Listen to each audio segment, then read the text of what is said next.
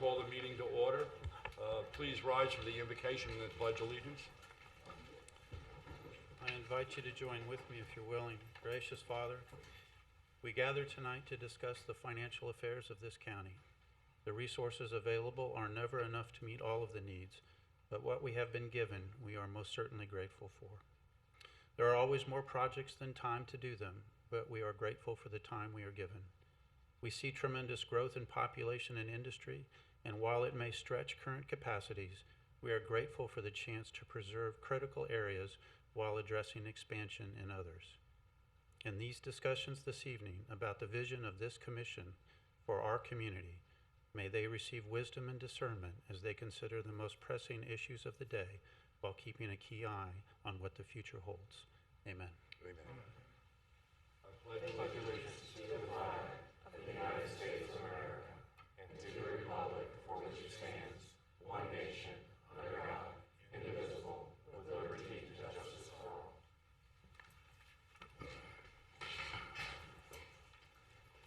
Good evening, everyone.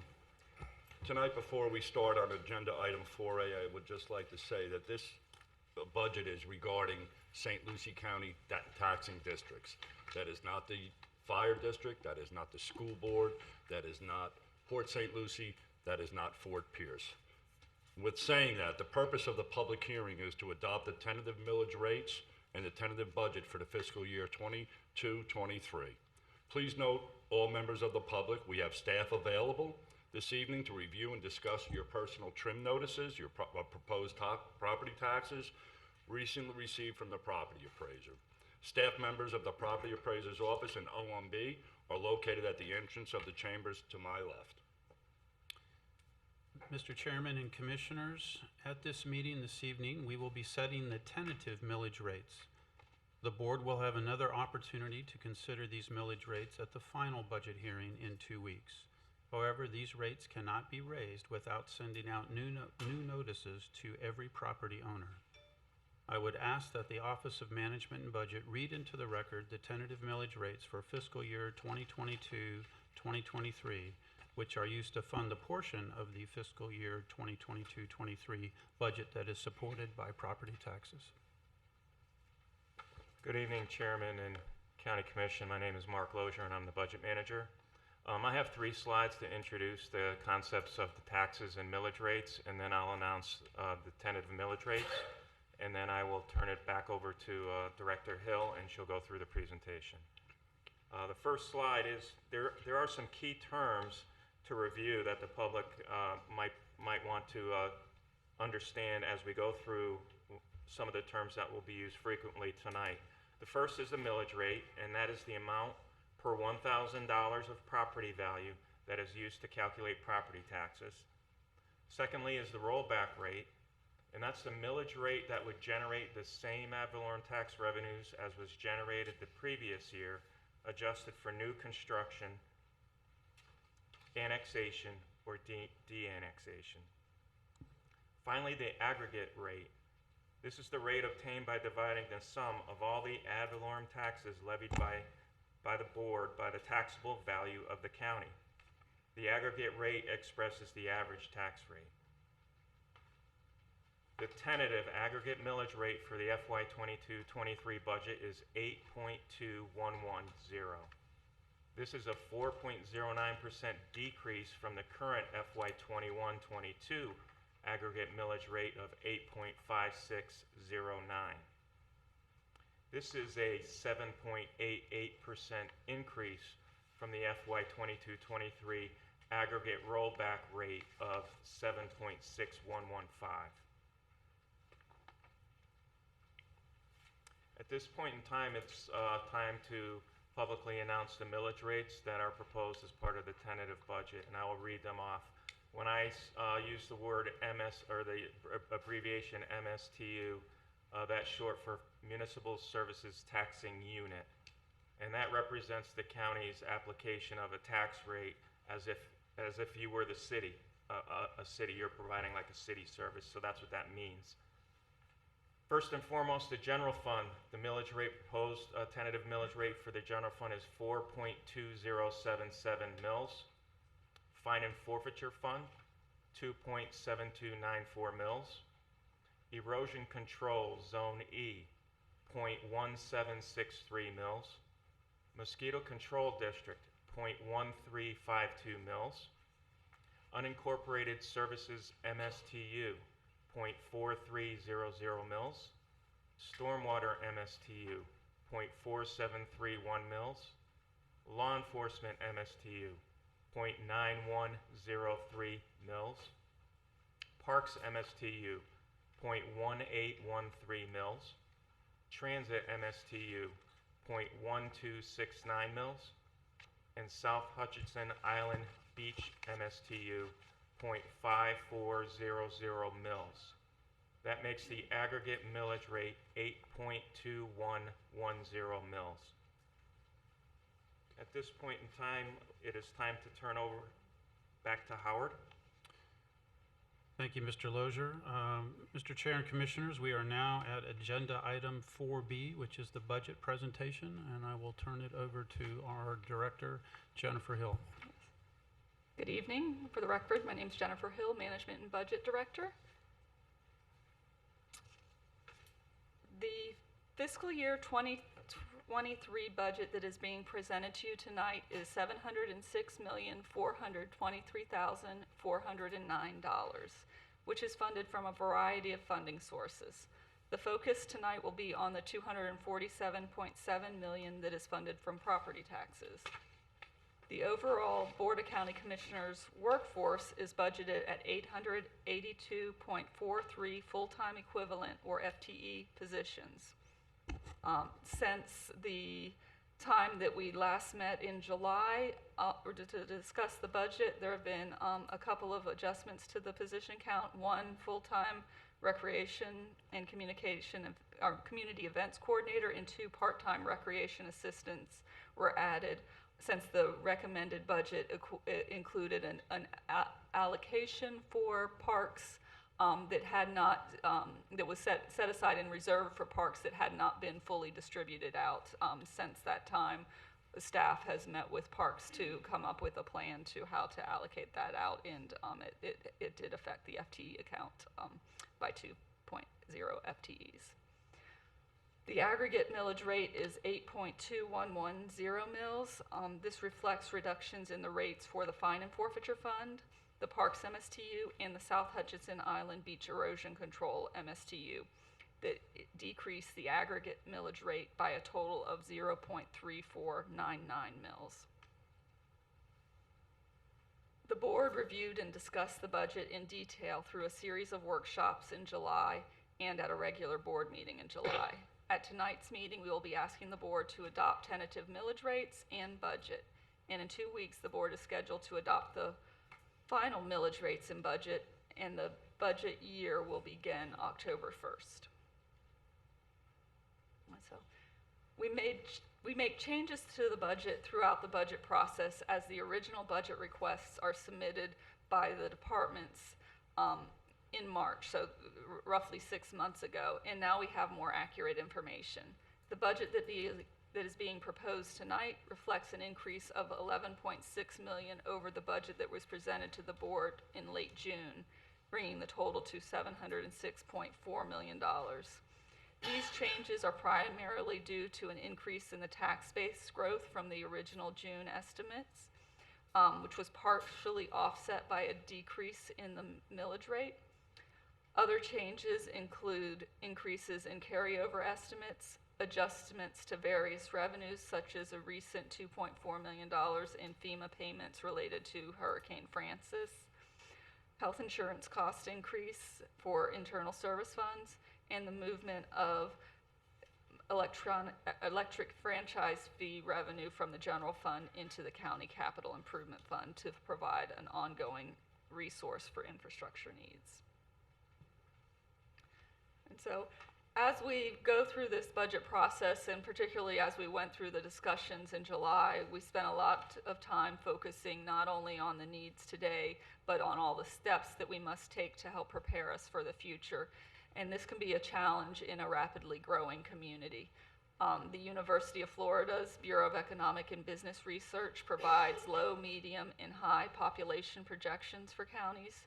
historical growth rates have actually been higher than the high projection, and that appears to be the most likely of the three scenarios going forward. This scenario has St. Lucie County reaching a population of 600,000 by 2050. And as we move forward through not only this budget processes, but future ones, we need to make sure that we are doing the things necessary to prepare for that growth. Because if we don't take the time to do the planning up front, then it may be impossible to recover once we get to the point where the growth has exceeded our capabilities. And so if we look back 12 years, the county's budget, it was going from $592 million to a recommended $706 million, with a population that has gone from 280,000 to a forecasted 355,000, or an increase of approximately 75,000 people. Over this time, the budget has increased 19%, while the population has grown 27%. And as the population continues to increase, we can expect future budget increases to fund the demands for increased services that are associated with a growing population. And so the county is currently operating with 100 less positions than in 2007. For the upcoming year, we will be operating with a workforce that is the size that it was in 2005. And over that 18-year period, our population is projected to have grown approximately 47%, or 113,000 residents.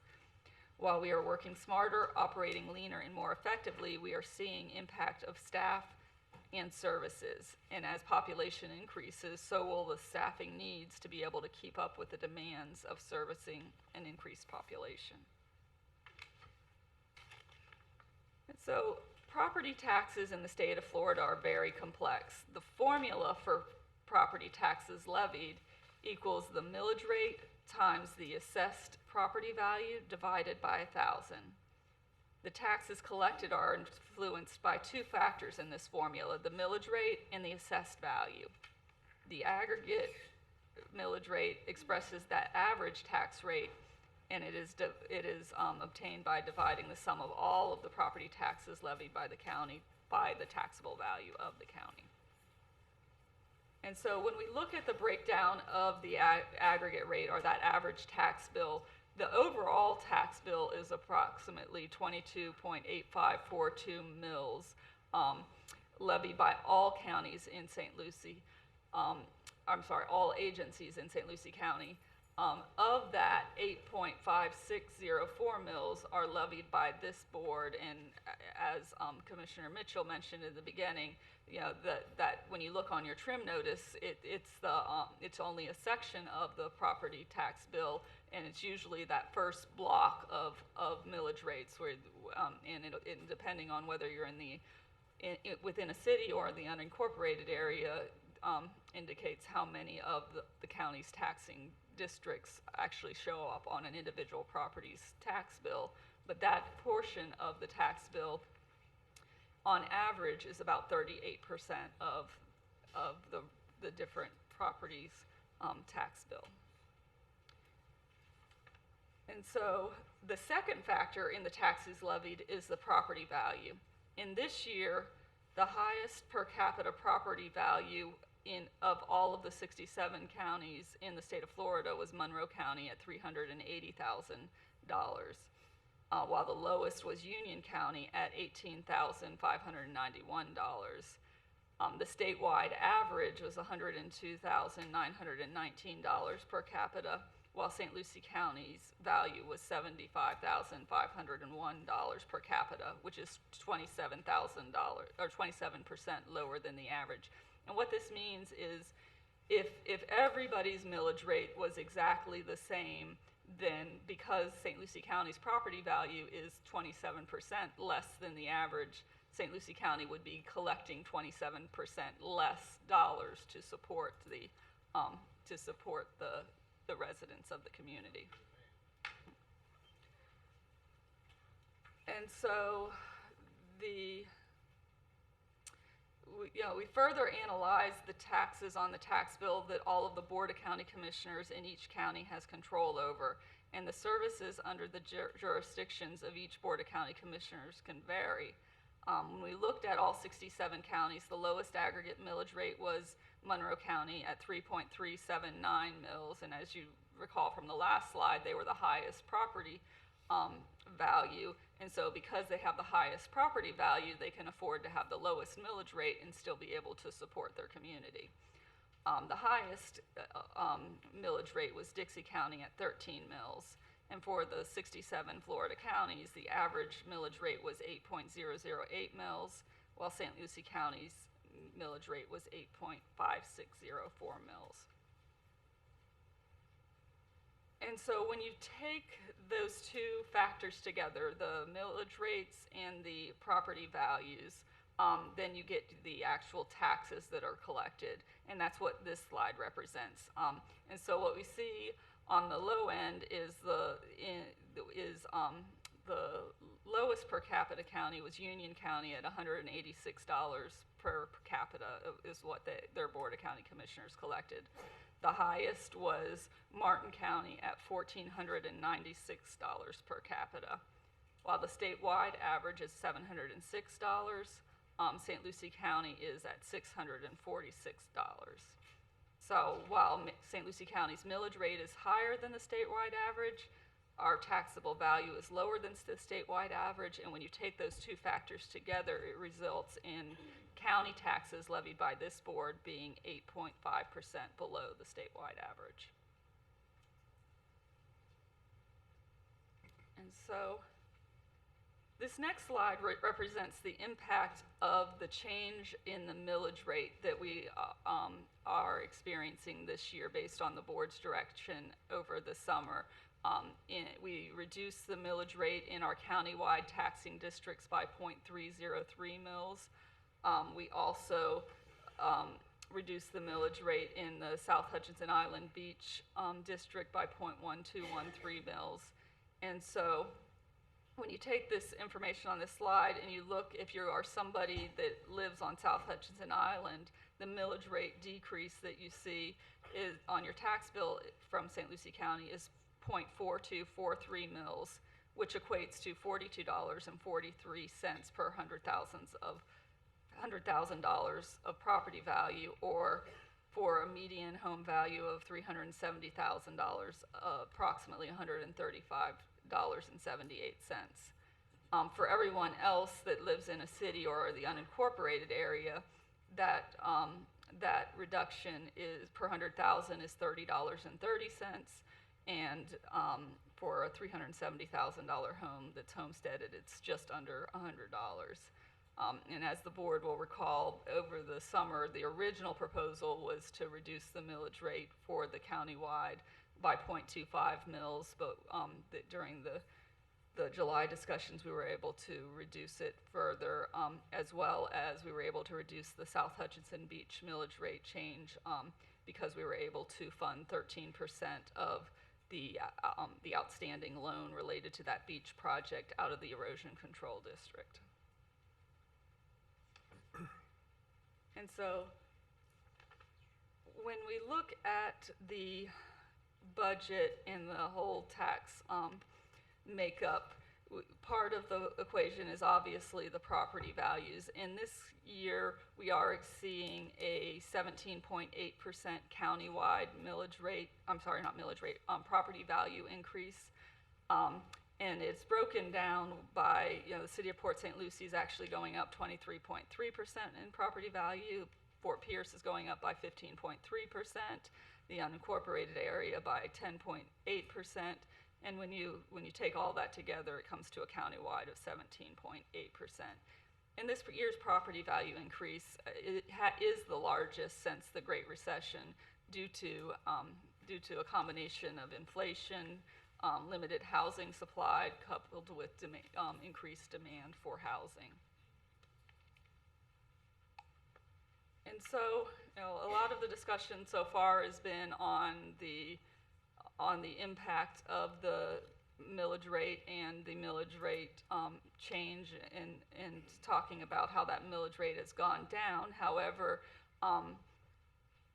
while the Board of County Commissioners and several of the other taxing authorities are reducing their millage rates this year, that doesn't necessarily mean that everyone's tax bill will go down. And I'm going to try and explain a little bit of how that works in the state of Florida, based on the complicated tax laws that we have here. So tax laws in Florida are biased towards long-term residential property owners, and when values are increasing rapidly, homesteaded property will pay a disproportionately low tax bill compared to a newcomer. Additionally, over a period of years, the variations in taxes paid on similar properties can be large due to a 3% Save Our Homes cap on homesteaded property value and a 10% maximum cap on non-homesteaded property. Additionally, when buyers come from out of state, properties are bought up by to the market value, which is generally about 80 to 85% of the sales price. And trim laws make it possible to have wide variations in taxes paid for by similar houses with similar values in the same neighborhood due to the changes in ownership. So when we look at the different types of properties that we have, they generally fall into three categories. First are the properties that are homesteaded, and those are ones that by law are capped at either a CPI amount or 3%, whichever is lower. This year, the 3% is the lower amount, and so the most that a homesteaded property's property value can go up is 3%. As we discussed when we talked about the millage rates, our actual tax rates on average are going down by 4.09%. And so if you're somebody with a homesteaded property, you have a little bit of an increase in your value, a little bit of decrease in your millage rate, and overall, most people that are homesteaded are seeing a slight decrease in the taxes that are collected from St. Lucie County.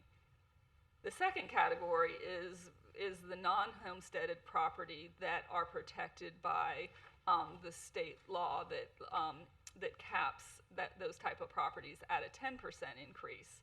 And so for those properties, they're seeing the tax rate decrease like everybody else, but their property value is likely going up by that 10% cap. And so when you take the small millage rate reduction and the 10% increase in property value, those people are experiencing right in the ballpark of 5.5% increase in their tax bill. And those are your second homes, your rental properties, the ones that aren't protected by the Save Our Homes Amendment. But the third category is the one that causes the most frustration for people, and that's the ones where there's things that fall outside of those caps. I think the biggest area that happens is when there is change in ownership or control of a property, and I'll show an example of that in just a moment. Also, if there's if you've had a vacant piece of land and you decide to build a house on it, now your property value can go up enormously because now you actually have the value of the house on it, as well as additions or improvements to your property, or if you change your eligibility for your exemptions. So you have a house that you've homesteaded for years and then you decide to move, but you're going to keep that property and rent it out, and you lose that homestead exemption. All of those things are kind of outside of those caps, and those are the areas that cause us to see this very, very diverse set of responses from people when they get their tax bill, because you get a large number of people that are seeing a decrease, but then you get a handful of people that are seeing very large increases. And so I just kind of like to show a kind of a maybe extreme example of that type of scenario, and to illustrate that, for a property that falls outside of those protections that were mentioned on the previous slide. If we look at a home that was purchased back in March of 2013, back when the median home value was only $111,500, if the original assessed value was equal to the median, to the value of that property when it was purchased, then the value would have started at that amount, and each year it could only go up by either 3% or the cost of living, whichever was lower. And so that's represented on this orange line. And so if that property just stayed in ownership by the same person with the homestead exemption, their values are going up very, very slightly every year. And then let's say you come to this year and that person decided to sell it, and now they sold that property for today's median home value of $370,000. What happens at that time is the value of that house becomes reset and reassessed. And so on this example, that is the blue line is what the market value was doing year over year. And so for every year up until the year it was sold, there was a large discrepancy, or not discrepancy, but difference between the market value and the assessed value. But as soon as it is sold and reset, then that value goes up. And I think that there's often confusion. I think there's often times when somebody buys a house and looks at the last person's tax bill and sees that they were paying a much lower amount, and then becomes frustrated when it is higher than that. And so this is kind of an extreme example, but I just wanted to kind of point that out, because it is, particularly this year, particularly because we are seeing higher property values, we get a lot of calls in our office with questions and concerns, and this situation right here is by far the leading cause of the concerns that we have gotten. So I just wanted to kind of explain a little more to you as well as the public as to what that situation is. And so, while St. Lucie County and several of the taxing authorities are decreasing their millage rates, it doesn't do a lot to counteract some of these extreme examples. And we have to set a rate that works for the entire budget. We can't set one so low that compensates for this issue, because then then everybody's would be so low that we could not afford to provide the services that are needed for our community. And so that is my last slide. Does anybody have any questions or concerns about There'll be a the public hearing, ma'am. presentations? You'll be able to speak in a We'll few have the minutes. public hearing, but is any, You'll be able to speak in a few minutes. so does the commissioners have any concerns before we move on to the next? Well then, Mr. Chair and Commissioners, item 4C allows for public comment on the tentative county budget for fiscal year 22-23. And Mr. Chairman, we're now ready to accept those public comments on this tentative budget. I know that a number of folks came in after we had started, and so there were speaker slips up front that were turned into the recording secretary. If you did not do that, that's okay. The chair will recognize you as we go through those who have turned in the slips. So everybody will have a chance to speak tonight that wants to. So, Mr. Chairman, we are ready for public comment. Thank you, Mr. Tipton. If there's anyone present that has filled out a form, a slip to speak, Madam Secretary, if you would read their names, and you'll be called up to speak. And if there's anyone who came in late, we'll afford you that opportunity to speak also. Matthew Polch. Good evening, and please identify yourself, sir. Thank you. My name is Matthew Pilch. I live in the Woodland Trails neighborhood, southwest Port St. Lucie. Thanks for the explanation. I'm not here to talk about the increase in property values. I want to make that very clear. That's not my main objection. I feel like what has happened over the course of the last couple of weeks since I received my trim notice and talking to a lot of people is a lot of what I would call equivocation. I'm not even denying that the mill rate went down, so I want to get that clear. But I feel like what we've done is we've not talked about what your actual budget is. And for that, and it's been mentioned already by the presentation, we've had a massive influx of people over the last several years. And so automatically, what we've been told by the county on social media and other people is that, hey, you're paying less. The total dollar amount that I'm paying this year with your proposed budget, yes, I will agree right up front, is less than what it was last year. That's not the point.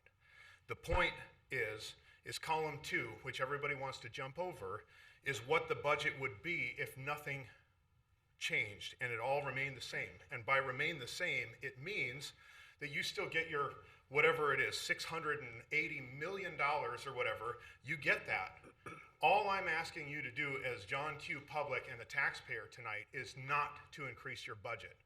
And what I want to do and enter it into the public record here tonight is to show people, and they can do this, I can help them discover this, the true increase in the budget is found from going to the bottom of column 2 and making the calculation to the bottom of column 3, and you can see that it's actually an increase total of 9.66%. For this purpose of tonight's meeting, it's an increase of 13.36%. That's what the Board of County Commissioners is proposing with this new budget, is an increase. Here's my problem with that. In the minute and 6 seconds that I have left, we are facing unprecedented inflation. We are on the brink of the greatest recession in world history. I don't get an increase in my salary. We are all struggling at the gas pump, and you are asking me to pay maybe technically a little less money, but here's the deal. With my particular one that I'm standing in front of me, if you just left the tax rate the same and didn't increase your budget, I would pay $353.88 less if you just kept it the same and kept your budget the same. And instead, you want me to be happy by paying $38 less. Listen. What gives you the right to tell me that I need to somehow not pay to put food on my table, or I have to choose between an electric bill and a water bill, or to be between prescription medication or something else? Why do you get to decide that? You don't get to reach into my pocket and take my money. This isn't your money, it's mine, and we need it. And you wouldn't like it if I helped myself to a raise from your pocket, so I'm asking you this year, don't increase the budget. Just tighten your belt like you're asking us to do, and keep it all the same. I have to keep my budget the same, keep yours the same. Thank you. Thank you.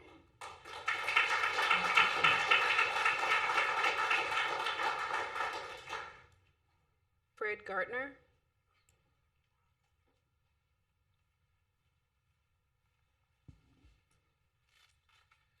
Good evening.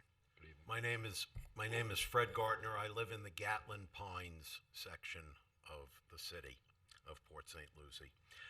So I'm here to also talk about the budget. And so what I got out of this thing tonight is that you're basically dropping the millage rate 4.09%, but the property values have gone up roughly county-wide 17.8%. So essentially, most people's property taxes are going to go down slightly, which I think is very nice because of the 3% Save Our Home. But as the previous speaker had said, you know, we're in a period where we have hyperinflation, none that I've seen in my 65 years. I'm retired. They're not giving me any extra money on my, pension and Social Security. And there's a lot of families that are hurting right now. And this would be a great time to have a moratorium on any capital expenditures, any spending that you might have, and not to take advantage of the situation in which the property values have gone up. I know that you had a huge, elephant with the VTGI and the digital domain, and we're still paying for that. Sir, that was the city, not the county. Well, the city. Yes, sir. Okay, but, we still have some residual left over from that. But this would be a very good time, and the city and the county commissioners, you folks, could make a big statement to the city like you care about us by trying to control the spending, and any additional like capital expenditures that are not of necessity, this might be a real good time to not increase that and maybe do a little bit of cost cutting and come back a little bit further and see if you could maybe put a little charity in people's taxes. Okay, that's basically all I have to say. Thank you. Thank you.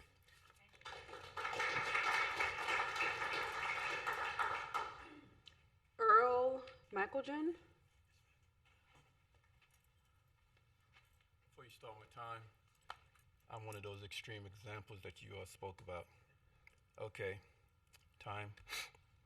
Good evening. My name is Earl Michaeljan. I have resided in Port St. Lucie since 2008. I'm here in regards to St. Lucie County's high property taxes. St. Lucie County collects very high property taxes and has one of the highest median property taxes in the United States. St. Lucie County is among the top 25% of all counties in the country, ranking 362nd out of 3,143 counties in order of median property taxes. Of the 67 counties in Florida, St. Lucie County is ranked 8th by median property taxes and 1st by median tax as a percentage of home value. It's a bitter taste that companies worth millions, possibly billions of dollars here in the county pay less and possibly no property taxes in comparison to mine.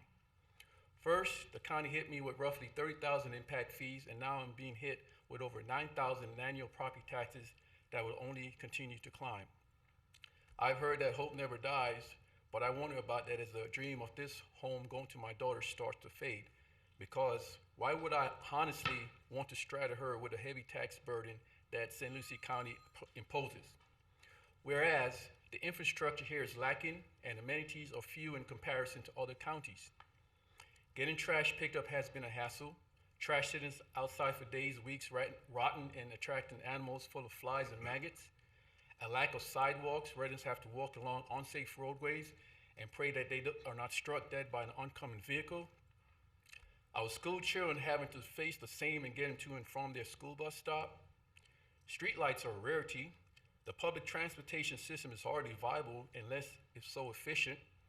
You may call me a cynic if you so choose, but as much as I try to view property taxes here in a fair light, I'm sorry, but I'm just not getting there. Thousands of new home buyers have flocked here, but yet no relief to homeowners. Taxes have only increased instead. In that regard, one might say that it's a punishment for owning a home in St. Lucie County. Unlike the million and billion-dollar companies here, homeowners are not rewarded for investment here. Instead, we are punished. Shame on us for that. Why aren't the tax rates lower to reflect the thousands of new homeowners added to the tax rolls, thereby providing relief to all homeowners within the county? I ask you, what are the moral justifications for such high property taxes here in St. Lucie County? Hopefully my words are not falling on deaf ears. Thank you for your time and patience. I yield the floor back. Thank you.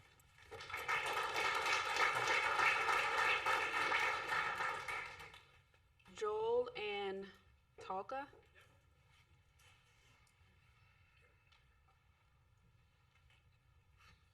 Good evening. Okay, my name's Joel Talka. I live on Jenkins Road. My wife and I are St. Lucie County residents. We've been residents for a number of years.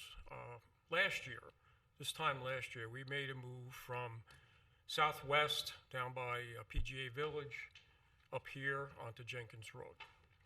Very attractive property, reasonable set of taxes and so on. Recently, I got my notice, and I understand the logic behind this, but we're looking at a threefold increase in property tax, 300%. Okay, my wife and I are both retired. We live on a fixed budget. So the question I have is, how do we survive that? What kind of recourse do we have? Number one. Number two, somebody needs to think about what you're doing to people. First of all, you assess my property based upon market value.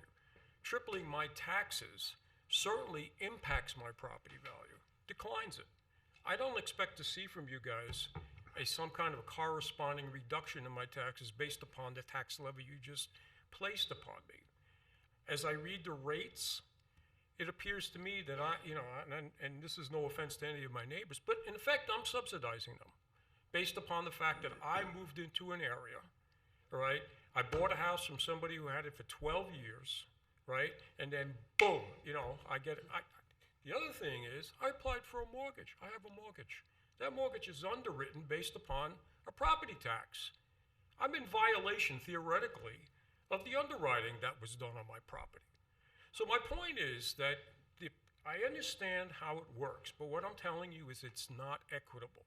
And you need to provide some relief for people that are in this situation that have made a bona fide move from one part of the county to another, right? And are incurring this kind of hurt.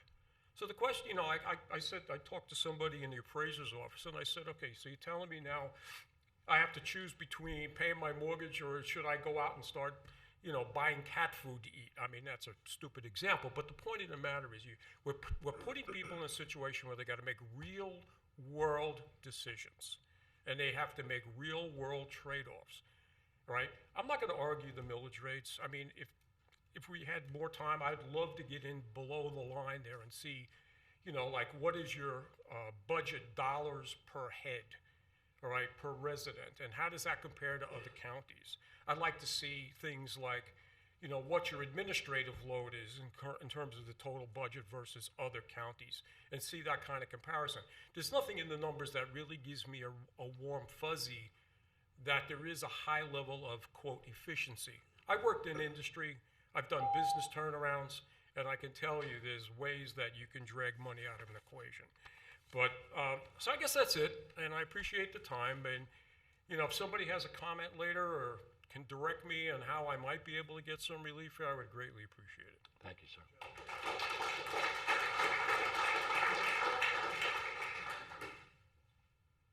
I have no more cards. That's the last. Since we have no more cards, we'll systematically, you stand up. If someone still wants to stand up behind the person that's speaking, and we'll do that. So ma'am, please just come up and identify yourself. You could actually, if there's more speakers, you could line up against that wall here so we know how many people are coming to speak. And please identify yourself, and good evening. So I've prepared a letter.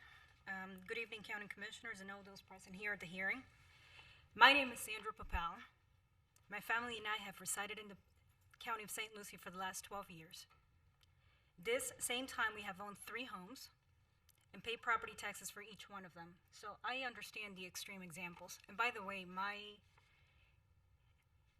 I'm a finance person, so I review every one of your budgets. Into our last home, we had never done a major renovation or improvement, aka putting a new pool. The property appraisers folks just finally cut to the improvement 2 years later. I understand the shortage in staff, believe me.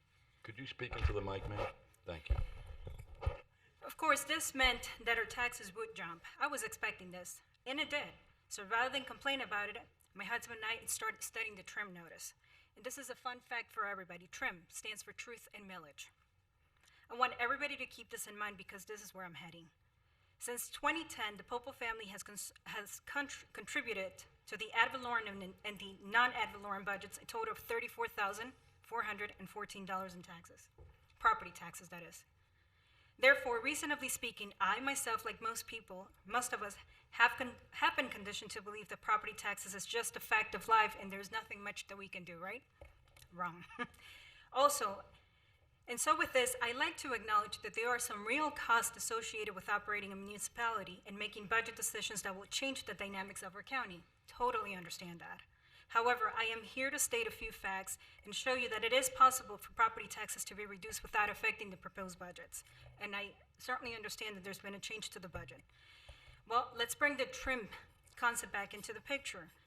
There's something called the tax roll data. I did have the opportunity to speak to Michelle Franklin, and she was kind enough to furnish some numbers for me. I don't have copies. I apologize. But I would just say this. There's new constructions, and this is residential, commercial, and this, of course, vacant lands. But the PSL overall, that's Port St. Lucie overall, the market is $30 billion, and there's a comma here, so I'm reading this right, $30,125,423,331 in collectible taxes, yet only $15,735,855,517 is taxable. And we have a pretty good idea where that's going, actually. So one of the main complaints heard throughout this process, the fact that we, St. Lucie County or St.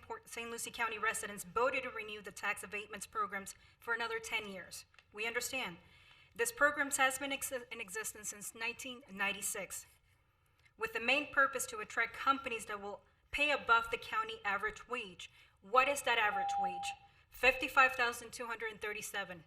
I'd like to see if you guys are keeping records of FedEx as an example of how many they have employed and are actually making above $55,237 a year. If the county has enough money in the budget to extend tax exemptions for big corporations and continue to extend this in periods of 10 years, then why not plan reductions instead in millage rates? Let's say for another 10 years. This is also a fact. Tax revenues for the 2022-2023 calendar year exceeded budgets. I also have confirmation from property tax appraisers. They gave me an estimate between 12 all the way to 17%. Now, I have noticed, noted the change that you did in there. That still definitely leaves money on the table. So you may be saying you have reduced tax rates, but by how much is this reduction in percentage compared to the collected taxes for this year? It does not equal, it's not proportionate. So here's some additional facts. St. Lucie County has a population, and I'm sorry that I got this data from another website, 351,913. This ranks 8th highest out of 65 counties in Florida. Dade County has a population of 2.7 million, ranks first highest as far as property taxes go. Broward County has a population of 1.9 million, ranks 4th highest. Palm Beach County has a population of 1.5 million and ranks 3rd highest. I mean, we're only a couple notches down. Yet we're almost at, similar to counties that have 5 times the population that we currently have. So why is our tax rates at par with bigger counties and we do not have, if we don't have the same budgets? Cities with similar population, let's look at that. Escambia County, 397,952, 48%. They pay 48% less in property taxes. Marion County, 385,130, 41% less in property taxes. Lake County, 398,312 population. They pay 20.1 less in property taxes. Osceola County, 397,636 population. They pay 14.5% less in property taxes. Ma'am, how much longer do you have? I have 2 more minutes, sir.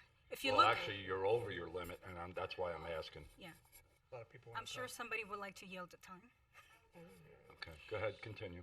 If you look in front of you, this is the window of the political consequences that you're about to make. After all, your decisions will affect thousands of residents, and I'm using the word residents instead of homeowners. Because residents includes renters, those that are truly affected, senior citizens with fixed incomes, and so many more people. As a final thought, if you're worried that are you worried at all that the assessed values of property, if it continue to go up due to increasing constructions and populations, and then tangent with the millage rates, you may also be directly contributing to the looming recession. I did an overlay of 2019 tax increases with just, the tax year previous to this, 2021. And it's not a coincidence. Foreclosures went up. So this is where we're heading again. I do believe that you can do something about this. Thank you, sir. Thank you.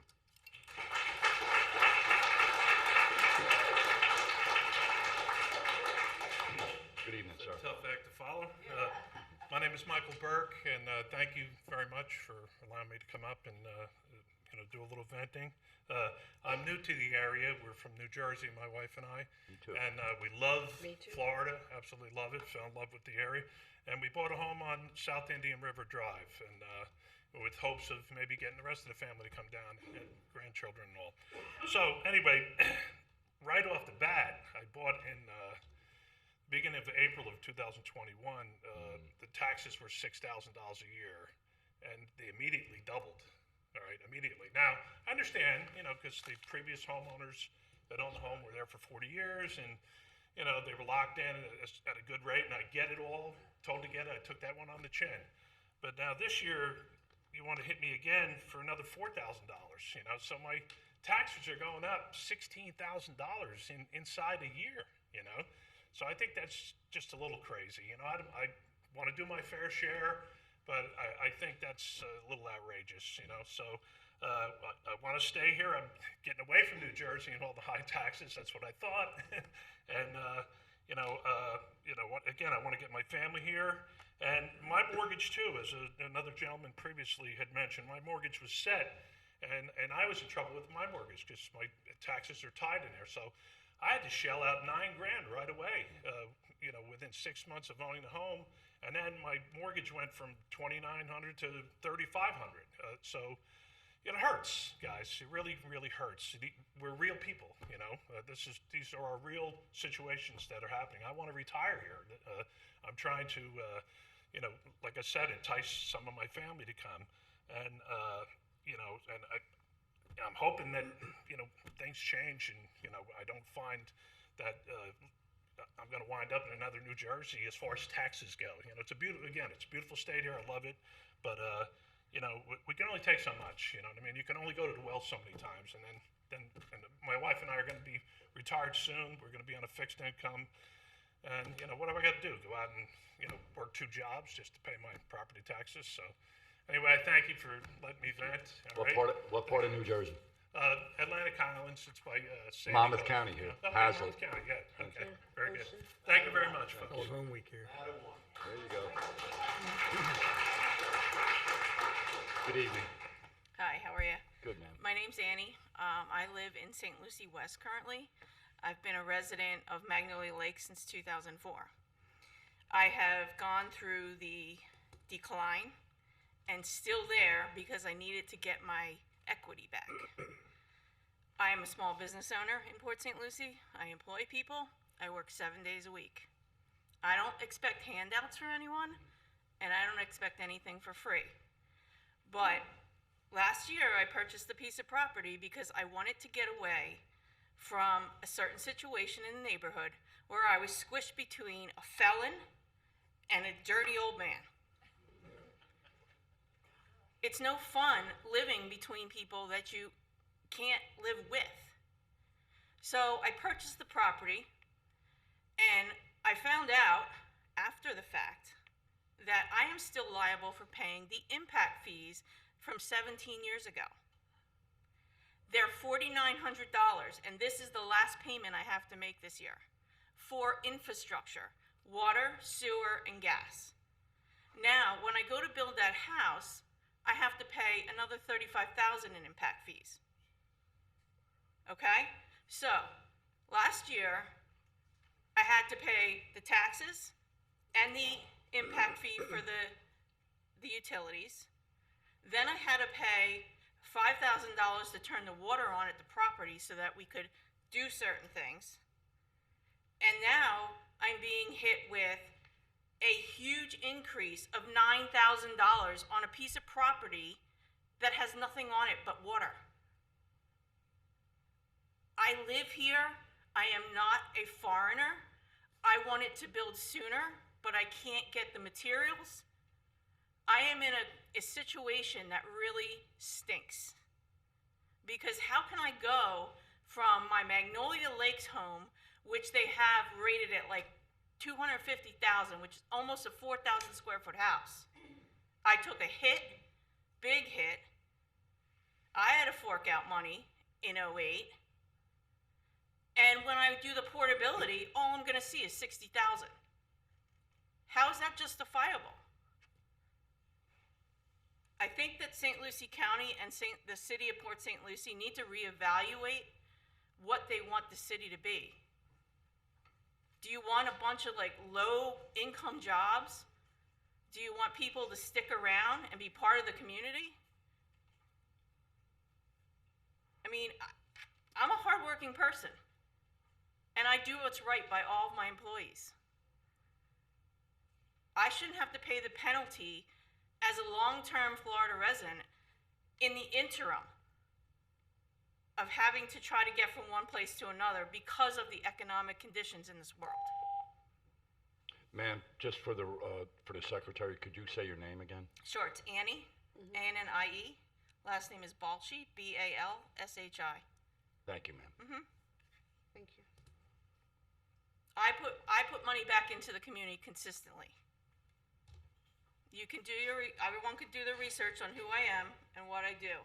But I'm just now, this is my first meeting I've ever come to, and I intend to get involved locally because I am really tired of the stuff that's going on.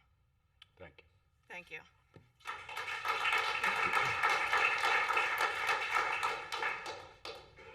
Thank you. We need more people involved like you. My name's Ken Wolfbauer. I'm a citizen of Port St. Lucie. We love the area. I'm from up north, Minneapolis.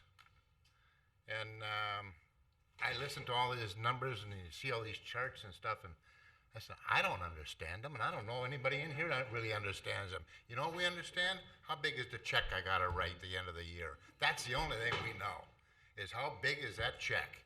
And I looked at where the revenue comes in the city, and I find out that there's areas in the city where you guys could really be self-funding, and no one's talking about it. See, we're the low-hanging fruit. We're the easy ones. Go grab more money from the homeowners. It's easy for you guys to do that. But there's other ways to bring in revenue that could offset that mill rate or what we pay in taxes. And it's obnoxious when I look at my home and I talk to my neighbor across the street who has a similar home to mine, and he pays 50% less taxes. I mean, it just rubs you wrong.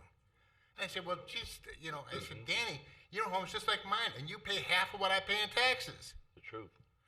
So something's got to be done to change some of this stuff. If you can take a look at where the revenue's coming in, and I'm a law-abiding, I love the police, and they do a great job, military and so on, but I look at the stuff that goes on around here. Guys, where I come from, if you tint your windows as dark as they got them here, you get pulled over, you get a citation. You got to pay a fine. You can't have tinted windows like that. And if you don't use your turn signal, I get a ticket for failure to signal my turn, $30. I never see anybody pulled over in Port St. Lucie. I mean, it's like they speed, they fly through stop signs, they turn left, they turn right, they don't signal their turn, they blacken their windows out. I mean, there must be, I don't know what's going on in some of these vehicles, but, so all I'm saying is our wonderful police could do one whale of a job and probably bring in millions of dollars and offset that sacred mill rate. Thank you. Thank you, sir.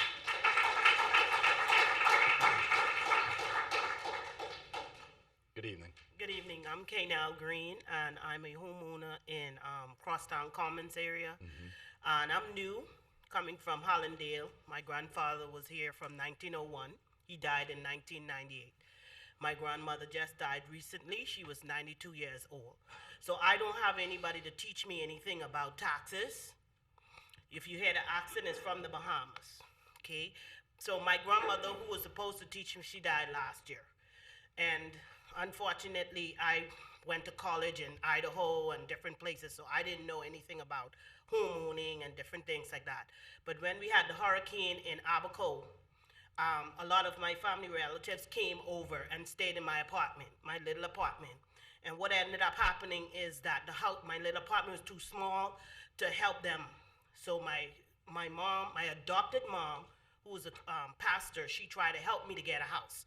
I got a house here in Port St. Lucie to help my family out if anything ever happened again. Everybody went back because they ended up getting their, insurances for their houses. Their houses were insured, but, they went back afterwards. So thank goodness for that, because it was a heavy burden because financially, I'm only a teacher. I don't have extra money. Every month, I have to figure out how to balance the budget. And when I came into this new home, my mortgage is actually more than one of the paychecks. So I have to take money from one of the paychecks to pay the mortgage when it comes. Now the gas price went up. My job was in Sunrise. So now I had to drive to Sunrise to get to work. I got a closer job, which is in West Palm Beach. Still, that's a 45-minute drive. I'm paying $400 in gas bill every month. I only see numbers. When you add extra money to my taxes, that's $398 or 400. I'm looking at a CDC, some CDC in my home, which is another 3,000 on top of what I have to pay. So I'm looking at $700 additional funds that I have to find every month to sustain. That's not the light, that's not the water, and that's not the grocery. So now I've been requesting extra time to tutor and do any other little thing. I have 2 jobs. So I will have to take a 3rd job to be able to sustain the home that I'm trying to. First home, single. Only people helping me in life is my pastors. I like y'all to just lower the taxes just to help us, because we are human beings and we're doing our best to try to survive. I don't have a 6-figure salary. I have a very honorable job. I love helping my students. I love helping my community. But sometimes we need help as well. Thank you.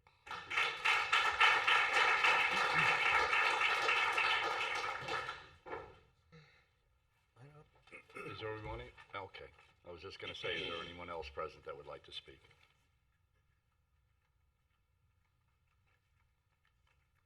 Ruth Hollenbach, I live in River Park.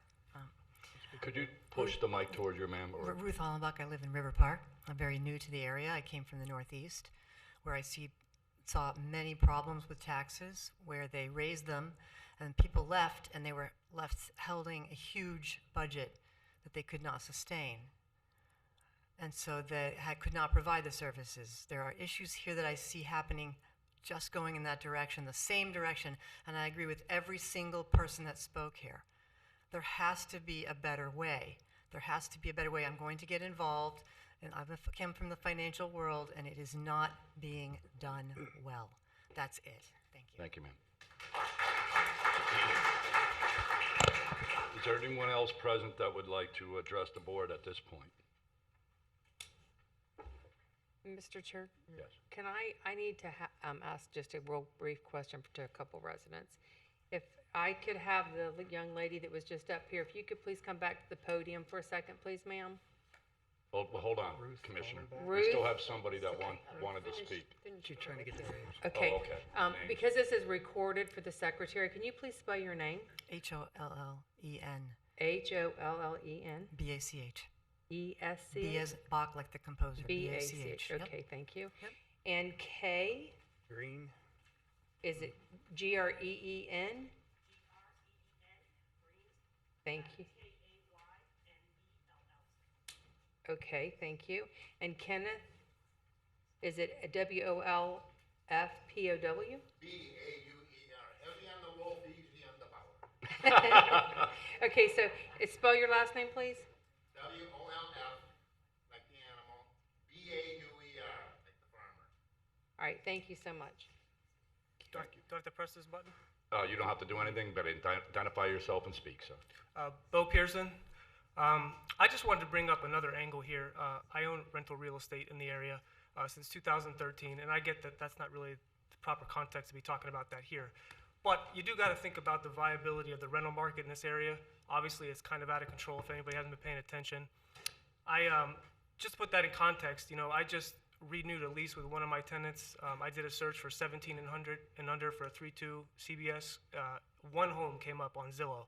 I get that doesn't encompass all properties in the area, with different MLSs and things like that. But it's a pretty good indicator of what the rental market here is like. And in the context of property taxes, one of the properties that I'm thinking of, the same one that I just mentioned, I've owned since 2013, and every single year I've had an escrow shortage on that property, where I've had to send in $400 to $700 of shortages because the escrow is underfunded compared to what's owed.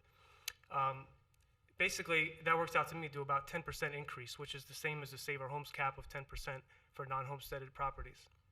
So I think it's important to think about the long-term viability of the rental market in this area.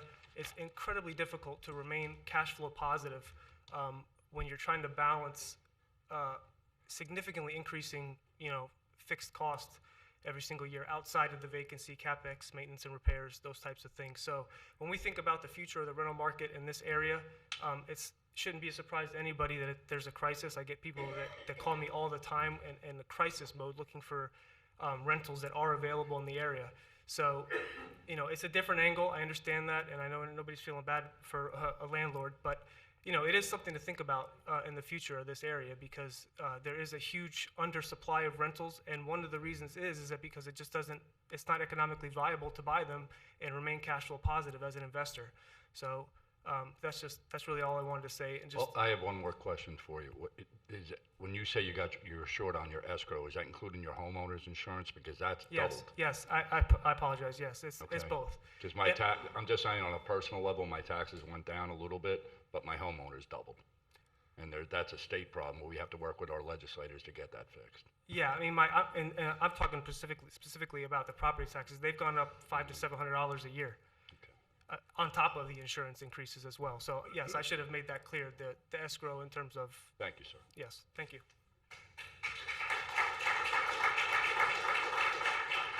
Is there anyone else from the public that would like to speak? If not, I'll close public comment and we'll come back to the board.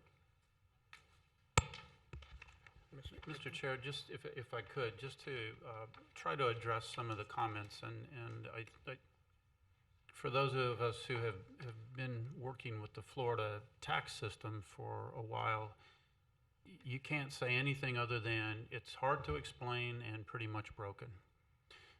What we want to make sure that everybody understands is there's limited flexibility at the local level. We get our tax direction in terms of how it all works. The gentleman talked about the homeowner across the street paying 50% less.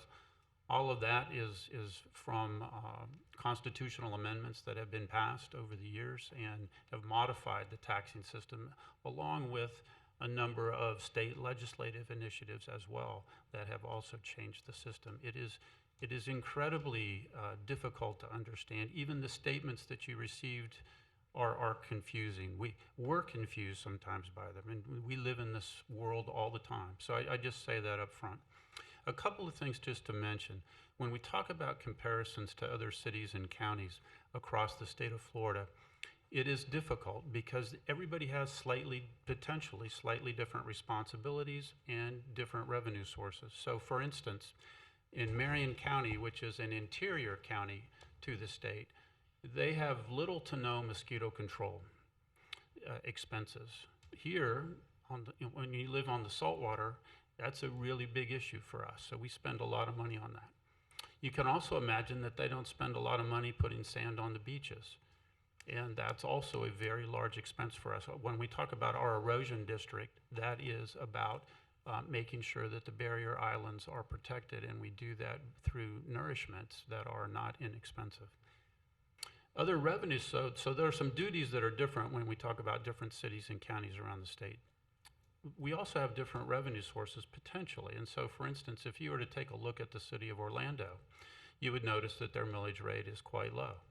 One of the reasons for that is they get a transfer in from their utility, electric utility, of about $100 million.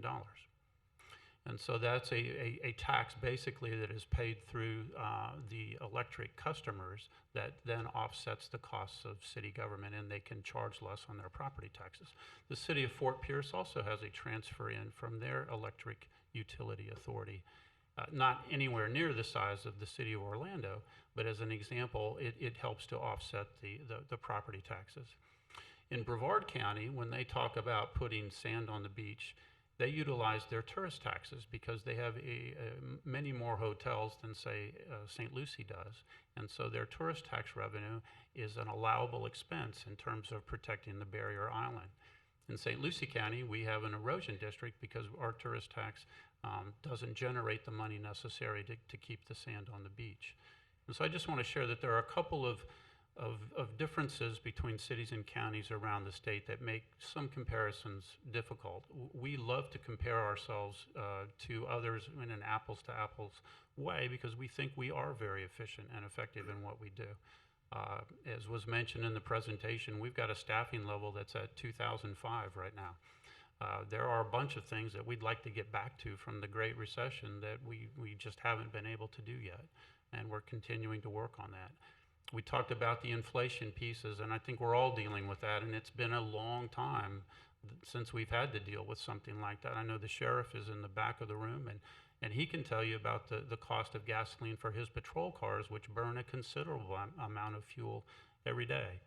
It's the food in the jail for the inmates that we have to feed has gone up. The medical care for them has gone up as part of the nursing shortage and the COVID impact. So there are a lot of different reasons that budgets go up and that things are impacted. And I just wanted to share a couple of the items, but more importantly, trying to understand the Florida tax system. And there's going to be a ballot initiative in November that's going to provide an additional homestead exemption for first responders and essential employees.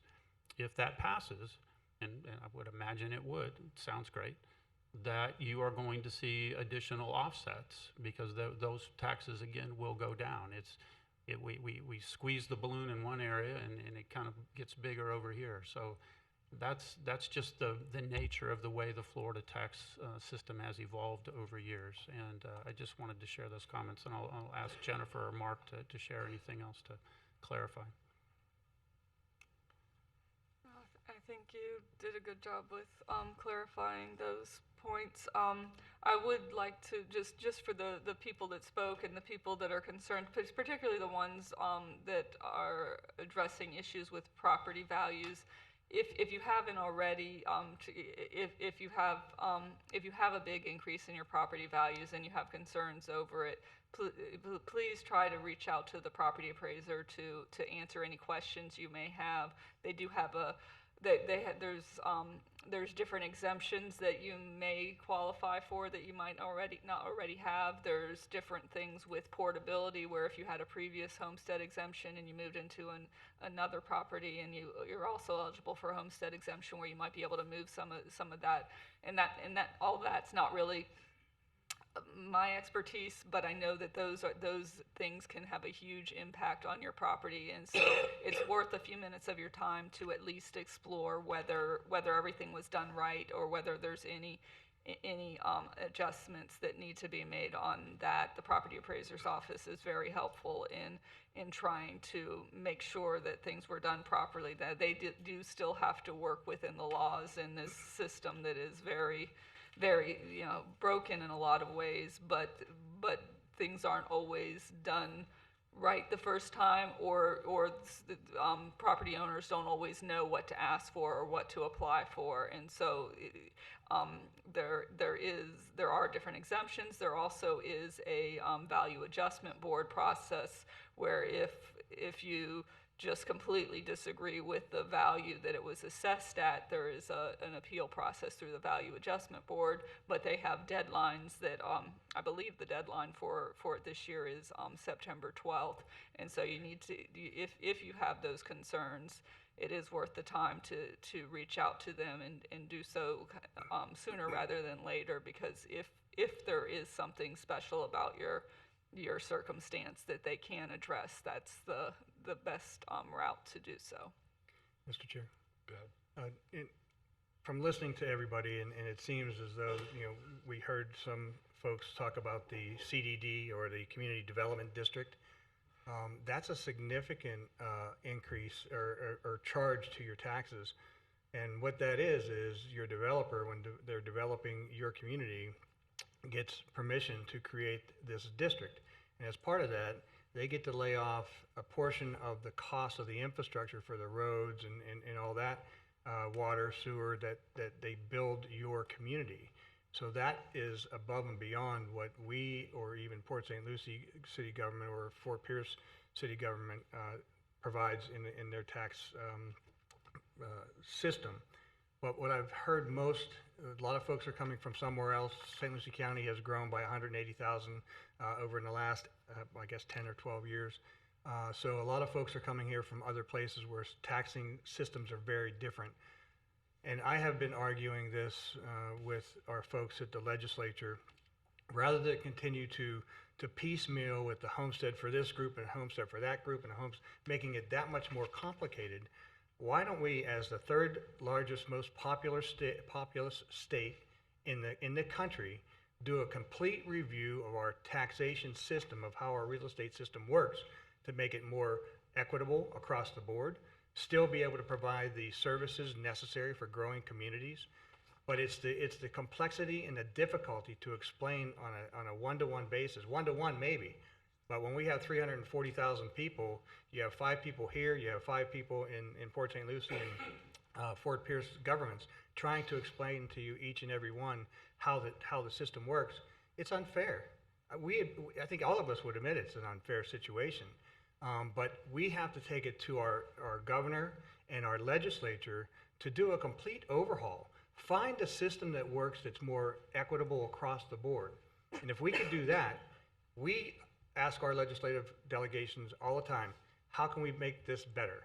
And so with you as the folks that are dealing with it on the other end of the equation, that are hampered by the inequitable process, if you could help us talk to our legislature and the governor, for once and for all, do a complete overhaul of the system. So if we start at the foundational part of this, it'll give us an opportunity to make it better for us all going forward. We're going to have 30 million people here in the state of Florida, probably in the next 5 years, if not 10. So we're going to have to deal with this sooner than later. And you, as folks that want to get involved, you can help us have that conversation, shove it up the chain. You thought I was going to say something else. I saw every one of you take a look. I was going to say something. No. I meant to say take it up the chain. Phew. But that will be very helpful for us because we know that it's very complicated and very painful to go through this. And quite frankly, that's why I ran in 2008 before the big drop-off in values. My taxes at that time went from $1,600 to $9,000 in less than 3 years. So I know your pain. I felt your pain. I see it every day whenever I'm talking to folks. But the one thing we have to do is find out how to get the system to be better for all of us. So I'll be happy to take your help if you can help us have that conversation with our legislature and our governor. Any comments from any other commissioner? I would just like to, I think someone made a mention about the trash and that they had maggots and things of that nature. Yeah. That's the city of Port St. Lucie, sir. Your tax, what you have to pay for your trash is going up 50%. I live in Port St. Lucie also. I lived the pain that you're going through today. I had my first new truck come and pick up my trash. In the unincorporated part of St. Lucie County, we raised your rates $3.82. You're still getting your garbage picked up twice a week. You're still getting your recycling. We have not changed anything. It's unfortunate. I live in the city too. There was many days and weeks where I didn't get my trash picked up, but that's not here for St. Lucie County. In the unincorporated area, your trash went up $3.82 cost per year, and you're still getting it twice a week and getting your yard trash picked up and your recycling. Is that correct, George? Thank you. Getting better. Yes, sir. That's Port St. Lucie, sir. We don't have any control over that. I'm saying in the unincorporated part of St. Lucie County, which these 5 commissioners, including myself, have control over, the rate went up $3.82, and you're still going to get your trash picked up twice a week and your recycling with a very minimal increase of $3.82. So I just wanted to make that clear because all 5 of us get calls so many times about trash or the fire. You're smelling all the fire down in Port St. Lucie. We had no control over that. That's a developer in the city of Port St. Lucie. So I just want to make sure, I feel your frustration and you want to vent, but make sure you vent at the people you need to vent at. Any other questions? Mr. Chair, can Yeah. I follow up on that? Because there's a couple of other things that haven't been touched on. And first off, I want to thank the voters that supported the tax exemption for businesses to bring them here. What we need to make clear, though, is that, because it wasn't touched on, is that those exemptions that they're getting are not given to them to the year after. They have to actually prove through the property appraisers and through our finance department all this paperwork on how much was employed, how many people were employed. They have to turn over their salaries. All of that stuff has to come back before it's actually approved and given to them. There have been some that we've said, yes, you're eligible for this, and they've not met the standards that the board had put in place, whether it's the wages or the Capital capital investment, all of that. and they don't get it. We've had several that have done that recently. They haven't been able to meet it due to just on the employment alone. So they don't get that abatement for that year. And it's usually a graduated one. Having said that, I would just like to remind the public, we are not deaf ears. We're 5 ears that are hearing you. And as what's been mentioned out with Commissioner Zadowski mentioned going to the state, if you look on your tax bill, you also see all the different public hearings of each taxing agency is listed on your trim bill. I'm not telling you to go to West Palm, to South Florida Water Management and stuff, but an email helps. There's multiple taxing agencies, and not all of them drop the millage rate. This board has been listening to the public. We have now, this is the 5th year in a row, Third year in a row. third year in a row that we have dropped the millage rate, and we actually had staff the past 3 years go in and do a budget with an automatic 0.25% millage decrease every year before it's brought to us to even discuss. This year we even went even more so and went down to 0.30 plus, I think it was, that we went down. So we have been steadily dropping the millage rate each and every year. It's a little bit at a time, but as you noted, with that inflation hits what we have to pay to do the services that you're asking for when you're saying we don't have sidewalks, we don't have our roads, we don't have lights. That's what your taxpayer dollars are paying for. And we're getting there with it. So I encourage you to work with us on this, though. It is because it starts at the state level, because we can't give out tax abatement programs to homesteaded property. And just so the citizens are aware too, when you talk about a tax abatement for a company, the only abatement they get is from our general fund. Right. Your fire district, your school board, they collect all those taxes, and they still do. And a perfect example is TAMCO. It's an electric company on I-95 down in Port St. Lucie. Before they were approved for a tax abatement, they paid $486,000 a year in taxes. After they received that tax abatement, they paid $684,000. And these are only temporary abatements. And what I alluded to before, not too long ago, 84% of our residents drove out of this county to go to work every day, including me in my prior profession. We're down to 62%, and that was the whole point of creating good paying jobs that people wouldn't have to. I used to drive 40 hours a month to and from, and that's 40 hours that took away from my family, from my community. So I feel your pain, I certainly do, but this is to attract good paying jobs that people can live here. Now the problem is affordable workforce housing. I get it. My taxes went down $19 last year and $68 this year, but my homeowner's taxes doubled. So I didn't get a break. And that's something that the state legislature, we've got to work collectively as a community and say, hey, how much is enough? There's bad players there, but we've got to rein this in. And when somebody was saying, hey, the neighbor across the street, it happened to me. I bought a house not too many years ago, and the first year I got my tax bill, I was like, this isn't too bad. Well, the next year it caught up to me because it's the assessed value of your home at that time. So you're certainly right. It's an unfair tax because you could have somebody living in a house for 20 years, same value as you have. It's worth the same money. You buying it recently, you're going to pay twice as much a day you do in taxes, and that's not fair. It's a system that's broken.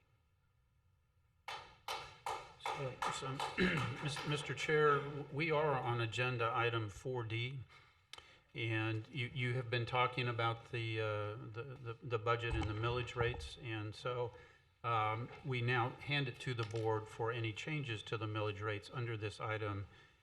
If there are any, they will be recomputed and announced and adopted under item 4E.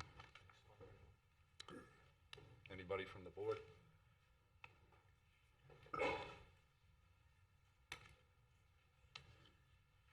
Okay, I don't see any, so we are now ready. You're now at agenda item 4E, and we are now ready for the approval of the resolution adopting the fiscal year 2022-2023 tentative millage rates. Yes, Mr. Chairman.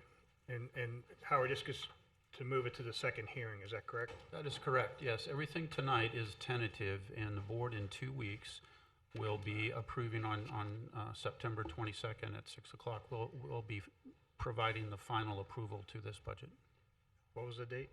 The 22nd, September 22nd. 2 weeks from today. Got it, thank you.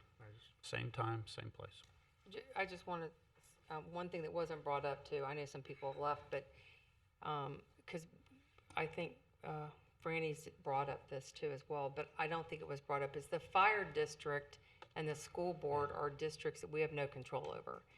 And the fire district, St. Lucie County is the only county in the state of Florida that has their own taxing authority. So if you take the fire district out of the equation, I think that that does change our overall rate. And it's confusing because people in the past, when they've lived in other counties, that was done through the Board of County Commissioners. This is the only county that it's not done in. The taxpayers voted to let them be their own taxing authority. They control it. We have no say-so over that tax. They have their own board, and that's decided. And that is another 3 mills to your bill. I also want to say to the gentleman that spoke about rentals and that people don't care, they do care, because if taxes go up and insurance go up, then you have to increase the rent. When you have to increase the rent, then that hurts the people that are out there trying to rent to get ahead. So it's not just homestead that's affected, it's also the rental property that's affected. And whenever you have to increase people's rent, it makes it more difficult for people to survive. I mean, those were just a couple things I wanted to touch, because I knew everything else was mentioned and explained. I do want to clarify, Jennifer, did you say from the time that we had our budget to now that that there's an increase in the budget of 11 million?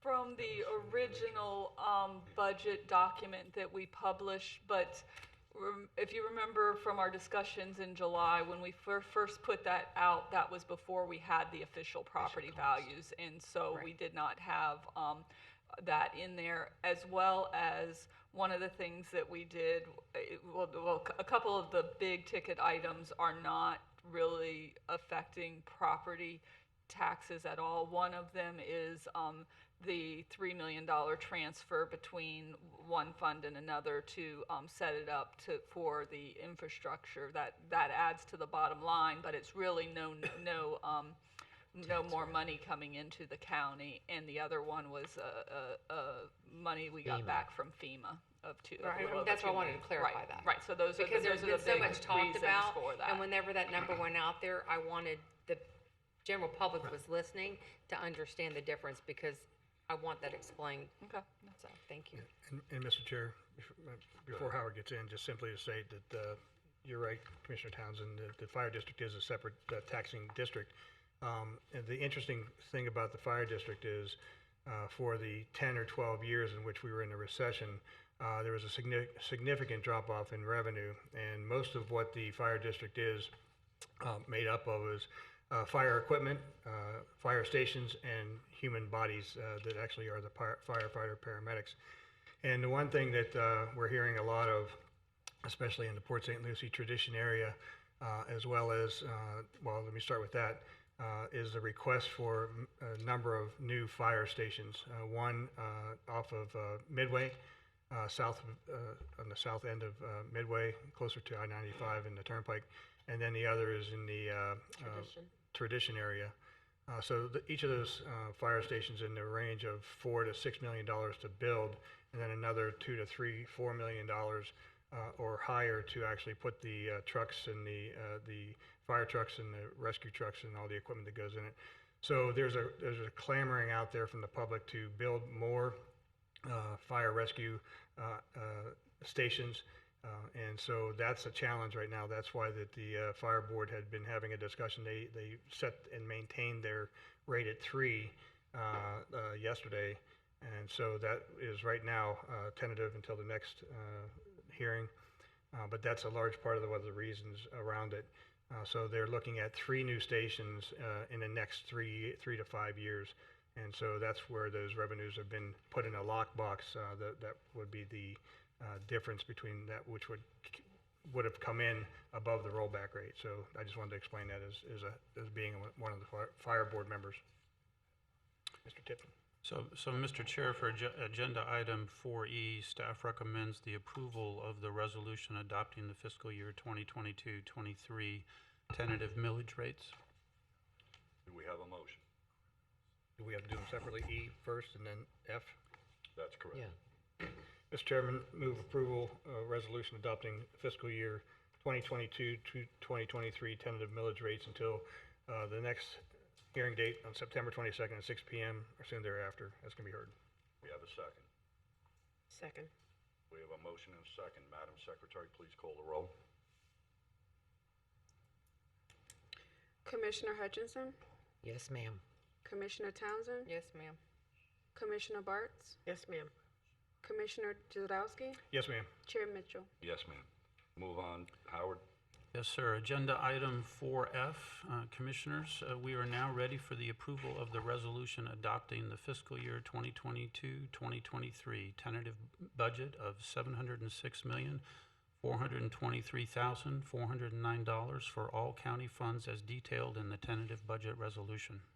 Do we have a motion? Mr. Chairman, move approval of resolution adopting fiscal year 2022-2023 tentative budget to the next meeting of September 22nd at 6 p.m. or soon thereafter, as can be heard. Do I have a second? Second. We have a second by Commissioner Hutchinson. Madam Secretary, please call the roll. Commissioner Bartz, Yes, ma'am. Commissioner Townsend, Yes, ma'am. Commissioner Hutchinson, Yes, ma'am. Commissioner Zazowski, Yes, ma'am. Zazowski, Chair Mitchell. Yes, ma'am. Okay, and now we're on to announcements. The Board of County Commissioners will hold a final budget hearing on Thursday, September 22nd, 2022 at 6 p.m. or soon thereafter. And with that, the meeting is adjourned.